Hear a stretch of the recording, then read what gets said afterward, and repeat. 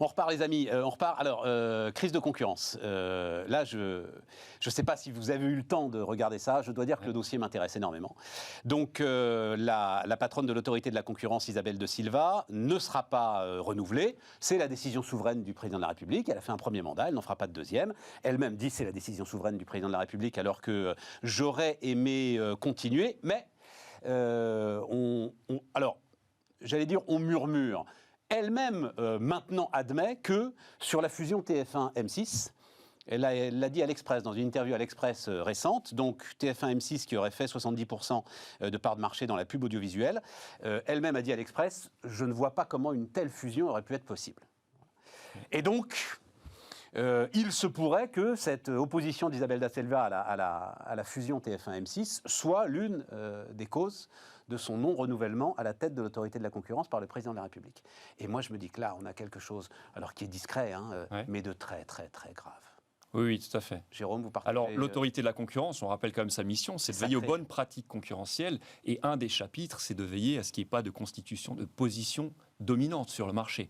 Comme vous le dites, une fusion, un mariage entre M6 et TF1, ça pourrait constituer 70, même 75%. Ouais. Elle dit 70%. D'accord, 70%. Ouais. Bon, elle a des chiffres plus précis. Part de marché dans la pub audiovisuelle. Dans la pub audiovisuelle. Alors, le débat qu'il y a, qui est un débat d'économie, je dirais un débat presque théorique, c'est quand on réfléchit à ce qu'est une position dominante sur un marché, il faut en délimiter les contours de ce marché.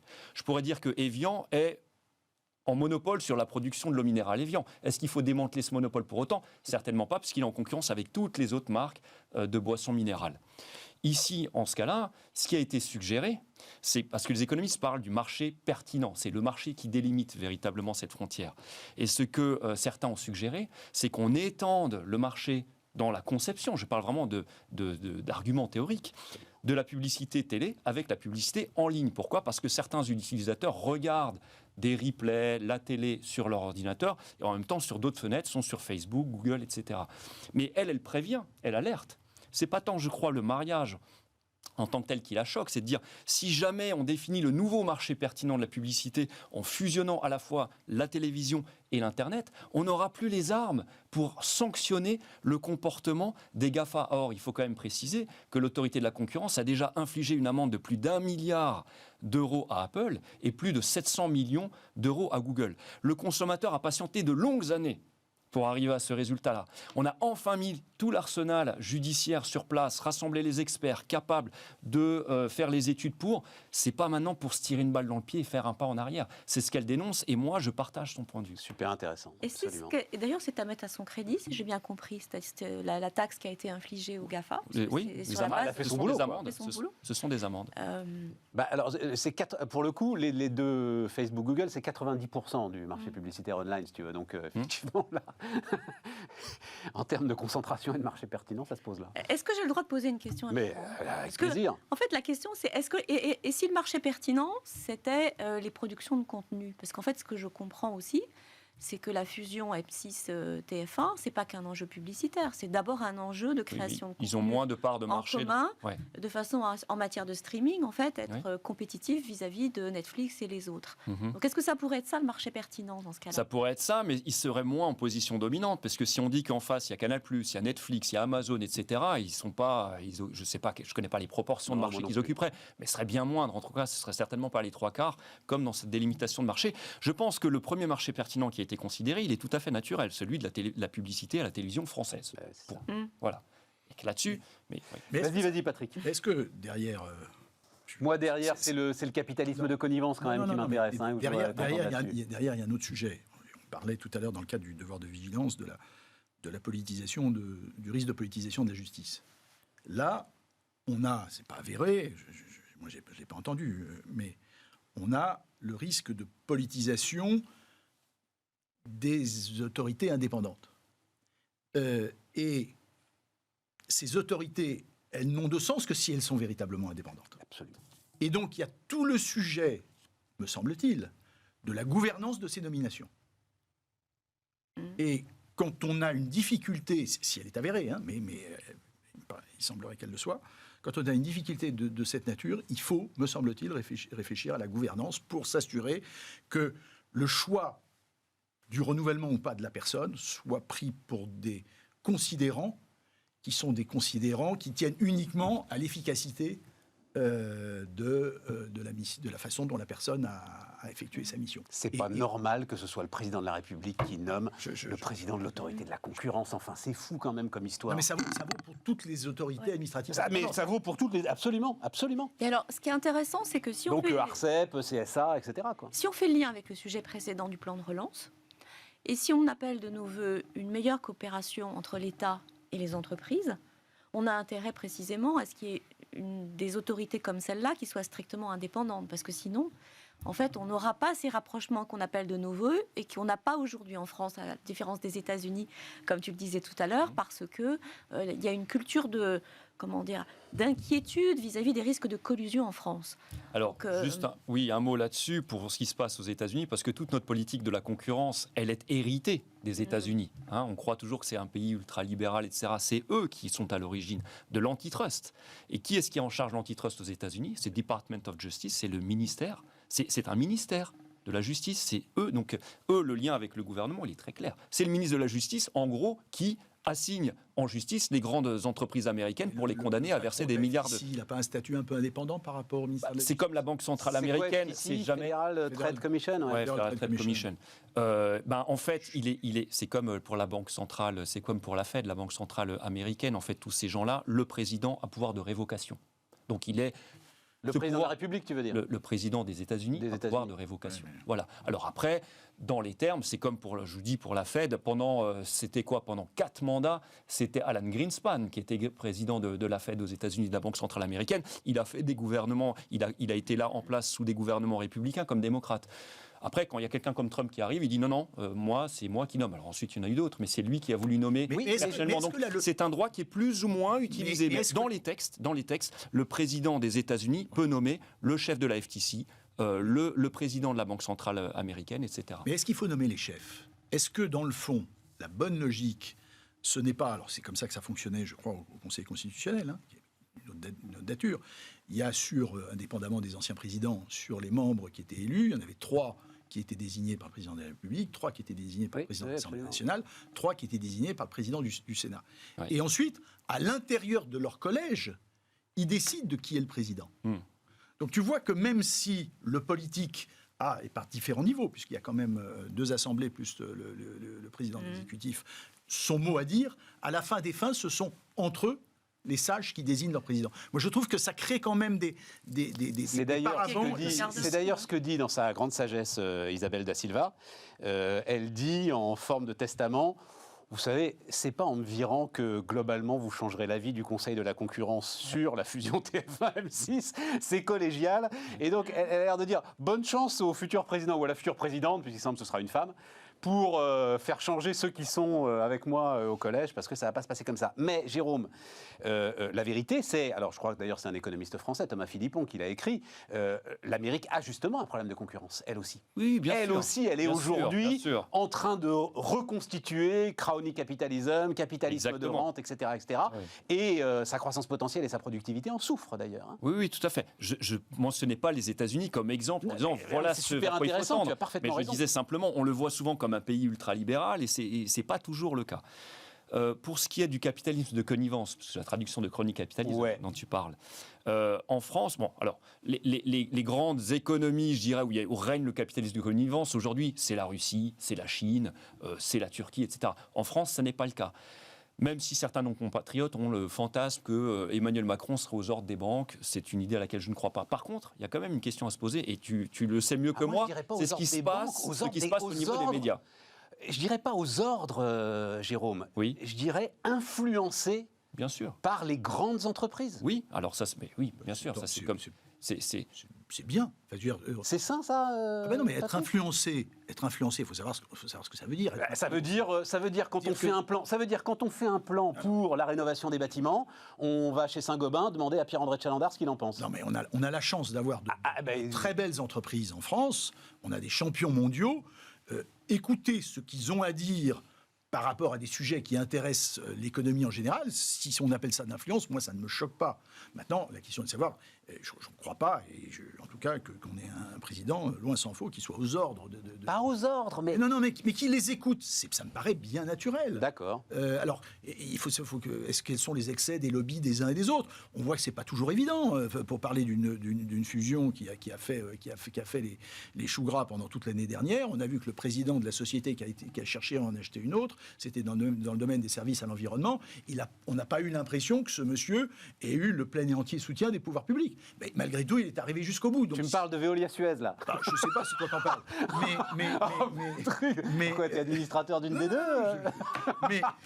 Tu vois, crony capitalism. Exactement. On est en plein dedans. Non, mais ça prouve J'ai que ça... invité le crony capitalism sur le plateau. Ça prouve que ça fonctionne pas toujours comme ça. Donc voilà, ne généralisons pas. Mais on voit là, dans ce que tu dis, c'est vraiment deux visions qui sont différentes, qui sont la vision française qui est arc-boutée, qui entend derrière le mot lobby qu'une connotation exclusivement péjorative. Aux États-Unis, le lobby n'est pas entendu comme ça. Alors bien sûr, il y a les grands lobbies de l'armement, du pétrole, etc., qui pèsent sur les campagnes électorales. Mais le lobby aux États-Unis, il est aussi entendu comme le fait qu'il y a de l'information qui est exclusivement détenue par des acteurs privés, et le lobby permet de véhiculer cette information, de la transmettre. Donc le politique a besoin quand même aussi d'entendre ce que pensent des grands capitaines d'industrie avant d'engager la France dans des grands travaux. Mais je reviens juste sur parce qu'on parlait de TF1 M6. Je ne pense pas que la France soit le temple d'un capitalisme de connivence. En revanche, ce qui se passe dans les médias inquiète certains. C'est-à-dire Moi, je ne sais pas, je n'ai pas d'informations. Non, mais moi, j'en ai sur les médias. Vas-y, dis-moi. Justement, j'aimerais t'entendre toi sur ce sujet-là, parce que tu en sais plus que moi. Sur quoi? Mais je ne sais pas, sur le fait qu'il y a des grands capitaines dans les médias que l'on écoute à l'Élysée ou qui ont leur mot à dire au sein de certains partis politiques. Est-ce que c'est simplement un fantasme? Parce que tu parles de qui? Tu parles de Bolloré? Je ne crois pas que Bolloré, on l'écoute à l'Élysée, tu vois. À mon avis, pas du tout. Pas du tout. Patrick Drahi, alors lui, il s'en fout, mais totalement. Lui, je le connais un peu pour le coup. Mais vraiment totalement. Lui, ce qui l'intéresse, c'est qu'il puisse faire ses affaires en toute tranquillité, point. Je pense que c'est pour ça qu'à un moment, d'ailleurs, il rachète Libé, tu vois, pour se donner un espèce de petit vernis de « je protège la démocratie ». Ce qu'a fait Xavier Niel aussi en rentrant au capital du Monde. Voilà. Tu peux pas influencer ce qu'écrivent les mecs de Libé, tu peux pas influencer ce qu'écrivent les mecs du Monde. C'est vraiment impossible. Donc les journalistes Bénédicte, qui s'inquiètent, ça doit être un peu comme des syndicats de la SNCF, tu vois, n'essaye même pas. Non. Parce qu'il y a quand même tout un mouvement de journalistes qui dénoncent un certain nombre de choses en France à ce niveau-là. Est-ce que c'est une fausse inquiétude? Non, ce que tu peux avoir, c'est à la marge un phénomène d'autocensure. Ben c'est ce dont il parle. On entend bien qu'aucun de ces personnes que tu as citées ne prend son téléphone pour dicter à un rédacteur en chef ce qu'il doit mettre en couverture. Bien sûr que non. Mais phénomène d'autocensure. Oui, tu peux avoir ça à la marge. Ce qui est quand même assez étonnant, et alors j'ai l'impression de me tirer une balle dans le pied en disant ça, mais j'ai quand même le faire, c'est qu'on considère que des présidents d'entreprise qui viendraient donner des conseils seraient considérés comme des lobbies non souhaitables. Et pour autant, on a aussi des associations qui défendent des positions politiques très extrémistes, qui, eux, peuvent le faire sans que ce soit considéré comme du lobbying. Mais c'en est aussi. C'est-à-dire le fait que Greenpeace ait un avis, par exemple, sur les questions nucléaires. Ou sur l'ISF, ça fait partie du lobbying. Et c'est très légitime que Greenpeace ait un avis et l'exprime. Et du coup, pourquoi s'il l'exprime ouvertement, Bénédicte. Moi, j'ai aucun problème à ce que le patron de Total vienne dire, comme il le fait d'ailleurs, pourquoi est-ce qu'il faut absolument privilégier le gaz, s'il le dit publiquement, et pourquoi il estime... Tu vois, voilà. J'entends. Non, ce qui me gêne, c'est les visiteurs du soir, quoi. Ce qu'on a appelé à une certaine époque les visiteurs du soir, voilà. Mais non, je comprends, Patrick, tu dis, c'est sain finalement dans un grand pays que les grandes entreprises, que Carlos Ghosn à l'époque aille discuter de la stratégie industrielle D'autant qu'il n'a pas toujours trouvé, y compris quand il venait visiter le soir le président Sarkozy, il n'a pas toujours trouvé une oreille attentive à ses propos. C'est vrai. Écoutez, le dialogue, c'est quand même mieux que l'absence totale. D'accord. Il y a sans doute plus de fantasmes que de réalité. D'accord. Tu en parlais toi-même de l'ISF climatique. L'ISF climatique. Oui. Moi, ça m'intéresse vachement, Patrick. Mais non, mais ça... Donc, proposition d'Yannick Jadot, ISF climatique. Au départ, c'est même Greenpeace. C'est Greenpeace, il y a 2 ans. D'ailleurs, Jadot vient de Greenpeace, donc c'est assez logique. Cet ISF, c'est Non, attends. Grand Patrick, fantasme des Français. Patrick, c'est ce que tu fais à la tête de ta société d'investissement. C'est juste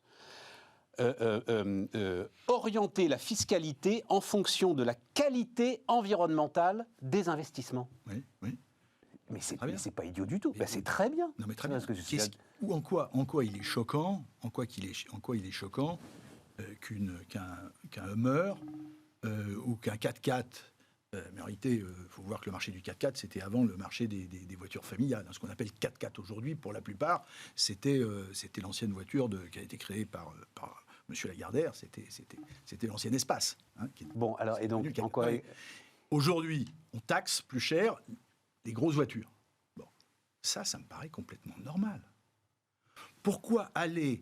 Parce que, en réalité, derrière la position de M. Jadot, il y a une façon intelligente de revenir et de remettre sempiternellement ce débat sur l'ISF qui empoisonne la France depuis que le président Mitterrand l'a inventé. Et donc, il trouve un moyen intelligent de remettre le débat sur la table en parlant d'ISF climatique. Écolo. Climatique, pas écolo, climatique. C'est une connerie monumentale. L'ISF est une connerie et tout ce qu'on met... Bon, mais sortons du cas de l'ISF. La question, c'est... Qu'on soit attentif aux investissements verts. Évidemment, c'est très bien. Mais tu sais, et j'étais pas complètement d'accord avec ce qui a été dit sur pourquoi est-ce que le financement des startups va bien. Il a été dit, tu as dit, il va bien parce que, à un moment... C'est moi qui ai dit. Le président Sarkozy a mis autre horreur, qui est un mot qu'il n'aurait jamais dû utiliser, le fameux bouclier fiscal qui permettait de défiscaliser une partie de l'ISF pour y investir. Pourquoi est-ce qu'il y a de l'investissement pour qu'il y ait des angels aujourd'hui ? Parce qu'avec les taux bas que nous avons, on finance de l'économie, on permet des premiers tours qui viennent des deuxièmes tours qui viennent des troisièmes tours. C'est parce que fondamentalement, l'écosystème de l'investissement en capital aujourd'hui fonctionne bien que les gens y vont. C'est pas nécessairement, même s'ils y ont peut-être été un peu dans le passé, parce qu'il y a des carottes fiscales. Moi, je reste sur je suis un terrien. L'argent facile est mal dépensé. À partir du moment où on te donne de l'argent que mais tu je vois mérites pas le rapport. Non, mais non, parce qu'on va te donner. Non, mais tu te barres, t'ouvres un autre tiroir. Là. Non, moi je te ramène sur. On va vous donner. Ça s'appelle. Jérôme va nous le dire. C'est le nudge, c'est le coup de pouce. Ouais, moi je suis pour. Alors c'est là où l'État il est légitime, l'arme fiscale. Vas-y, Jérôme, explique. Alors je pense que, mais sortons de la question de est-ce que c'est de l'ISF ou pas de l'ISF. La question qui est posée, c'est une forme de fiscalisation ou défiscalisation pour des projets qui seraient plutôt éco-friendly. Alors, je pense que si c'est juste pour aller taxer les dividendes que l'entreprise Total verse à l'actionnaire français, c'est un coup d'épée dans l'eau. Pourquoi ? Parce que l'entreprise Total, comme beaucoup d'entreprises du CAC 40, l'actionnariat individuel, ça ne représente même pas 10%. L'État est lui-même plus actionnaire que ne le sont les Français. Or, l'État, lui, ce serait rien pour lui, puisque ce qu'il prendrait d'une main, ce qu'il paierait d'une main, il le récupérerait de l'autre. Et il n'y aurait pas véritablement d'inflexion dans le comportement de Total juste sur cette question-là. Par contre, là où il pourrait y avoir quelque chose de bénéfique, puisque une grande partie de l'épargne des Français est captée par les plans d'assurance vie, en ce moment, ce qui est très à la mode, c'est de faire de l'assurance vie verte. Et on pourrait effectivement défiscaliser un petit peu, ou en tout cas adopter un différentiel de fiscalisation sur ce type de produits financiers. Je vais prendre un exemple très simple. Ah oui, puis il faut donner la parole à Bénédicte. Pardon, Bénédicte. Moi, je vis dans un écosystème de jeunes dont une grande partie dit être anxieux sur les questions d'environnement. Ouais. Et je pense qu'une mesure comme celle-là, même si elle peut donner le sentiment d'être un peu gadget, ou en tout cas, j'ai compris que c'était 1 milliard, en fait. Oui, les estimations à la louche, parce que les chiffres de Greenpeace... C'est un signal qui est envoyé, que je trouve compréhensible, utile en matière économique. Après, j'entends les arguments que vous dites les uns et les autres, mais il y a l'idée quand même que tout le monde doit contribuer. Je trouve que c'est une bonne manière, quitte à avoir de l'ISF, à faire contribuer sur ce genre de plan. Voilà. J'ai une bouilloire à côté de moi. Non, mais parce que Patrick ne refroidit pas. Il se trouve que, pas plus tard qu'il y a 3 jours, j'étais avec un jeune absolument formidable, j'espère qu'il sera sur ton plateau, qui a un projet génial de retraitement des batteries. Personne ne le réalise aujourd'hui. En 2030, la part de marché des voitures électriques, c'est 40%. C'est un vrai chiffre qui sort de d'IHS Markit. Et on va se retrouver très très vite avec un stock de vieilles batteries, s'il s'agit des vieilles batteries de voitures, des vieilles batteries de robots, puisqu'on va avoir de plus en plus de robots avec des batteries, des vieilles batteries de scooters, de vélos, absolument considérable. Et donc, l'idée de ce jeune qui est formidable, c'est de travailler sur le recyclage des batteries. Sachant que lorsqu'on recycle des batteries, on a plein de saloperies, par définition, mais on a aussi des tas de métaux rares, du lithium, du cobalt, etc. Bon. Où tu veux en venir?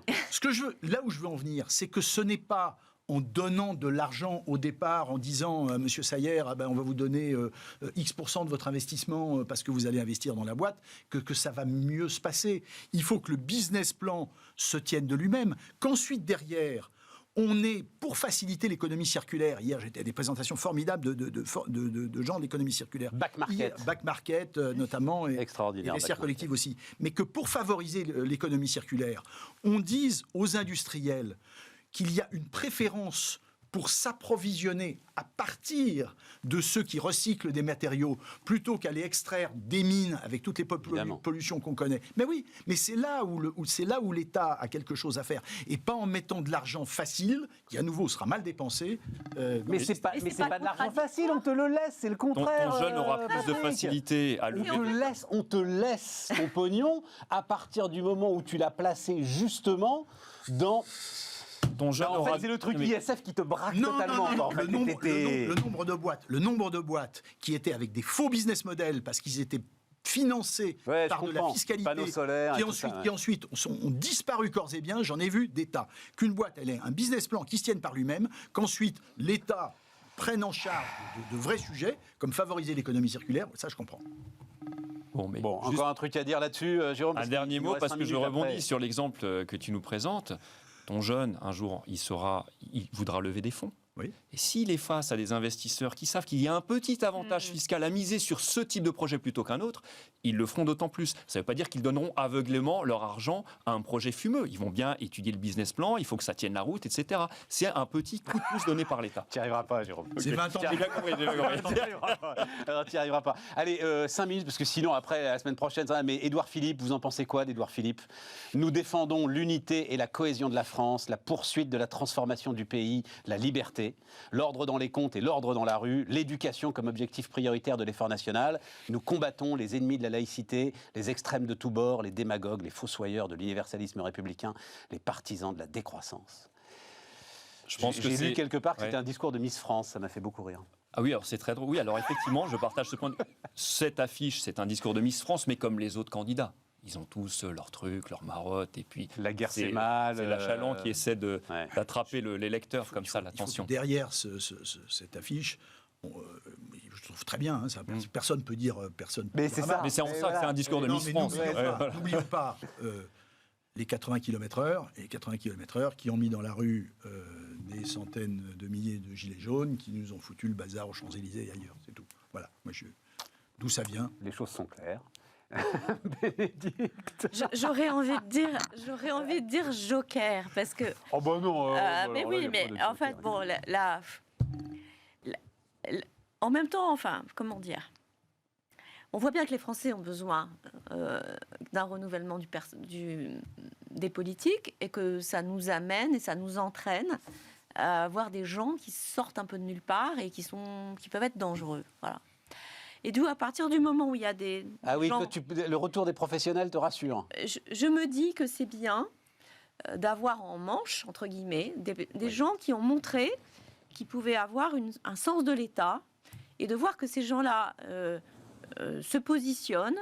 Je ne vais pas dire que ça me fait plaisir, ça ne me dérange pas. Parce que je trouve que c'est important, malgré tout, de stabiliser un champ politique qui est quand même un peu inflammable et donc un peu dangereux. Voilà. C'est très intéressant. Ça nous laisse, ça nous laisse sans voix. Ouais, ça nous laisse sans voix. Ouais, mais attendez, alors il reste 1 minute 30. Si vous avez plié Édouard Philippe en 1 minute, de quoi on va parler? On n'a pas le temps de parler de Lagardère. J'aurais bien aimé parler de Lagardère avec toi. Mais non, mais juste un mot. Bah alors tiens, finissons avec ça, parce que dans tes présentations, donc tu as vu Back Market et tu as vu Stanislas Niok-Château de Doctolib. Ça veut dire que quoi? Ça veut dire qu'il est en train de chercher de l'argent, qu'il veut lever des fonds, qu'il veut se développer, qu'il veut aller en bourse, Non, du tout. Pas pas de... D'accord, il n'y a pas de projet pas de scoop. particulier de ce Non, côté-là. c'était dans le cadre d'une présentation qu'il faisait aux actionnaires de... Et tu vois, conseil d'administration de la tu vois société. Patrick, et ça nous permettra de boucler la boucle, Doctolib, ce sera jamais dans aucun plan de l'État. Et jamais un commissaire au plan ne va penser à Doctolib, tu vois. Non. Mais Et en même temps, mais il y a- Stéphane, je voudrais quand même dire un truc, parce que je Mais voulais en déjà 40 secondes, parce 40 que... secondes, l'État, Doctolib, les labos, tous ces gens-là ont fait quand même un super boulot parce qu'ils ont inversé la logique en matière de vaccination. Et ça a été fait grâce à la coopération de tous ces acteurs parce qu'on les a pu embêter avec un certain nombre de freins. Il faut quand même le dire. Il y a une nana formidable au sein de l'État qui s'appelle Laura Letourneau qui a fait ça, qui a mis tout le monde autour de la table pour faire ça. Il faut aussi le dire. Et ben voilà. On a gagné. En matière de vaccination, ça s'est quand même correctement passé, alors qu'on disait depuis le début que ça allait être une catastrophe. C'est vrai, ça a été une opération quasi militaire, Et rondement rondement menée et impressionnante. Merci les gars, et donc merci Bénédicte, et donc à très bientôt. Demain, rediffusion de la formidable émission qu'on a faite récemment sur la Chine. Voilà, tiens, on en parlait. Émission absolument passionnante. Vendredi, Aurélie Planex, et nous, on se retrouve lundi.